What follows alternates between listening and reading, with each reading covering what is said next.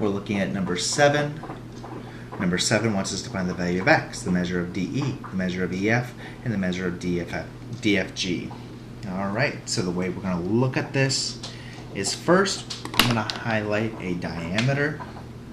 I see right away that GHE makes a diameter, so that means 12x minus 25 plus x minus 3 will equal 180.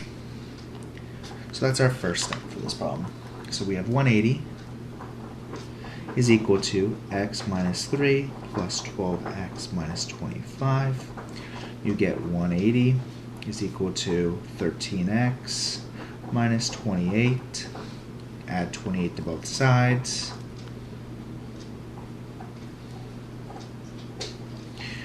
Looks like that's going to be 208.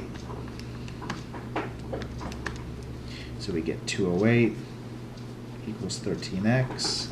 Divide both sides by 13.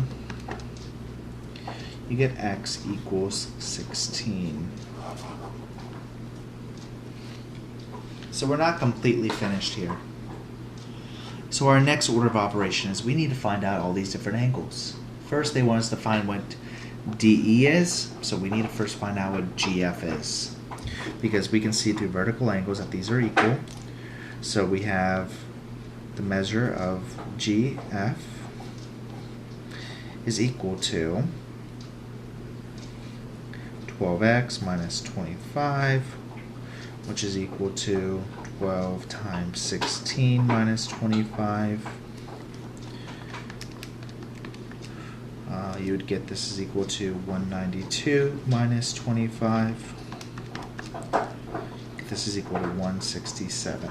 So this right here is 167, therefore this is 167, we get this is 167. So the measure of DE is 167 degrees. Now they want us to find the measure of EF.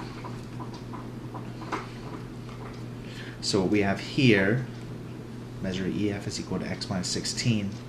We can just do 16 minus 3, which would give us 13 degrees. And I know this is correct because that has to equal 180 degrees. Now our last thing they want us to find is DFG. So the quick way we can do this is we know this is 13 degrees, so this is 13. I'll highlight what the DFG looks like. We go from D to F to G. Right away you can notice we're not using that 13 degrees. So the smarter, not harder way of doing it would just be 360 minus 13 equals the measure of arc DFG. And you get 360 minus 13 would give you 347 degrees. And that's how you do number 7.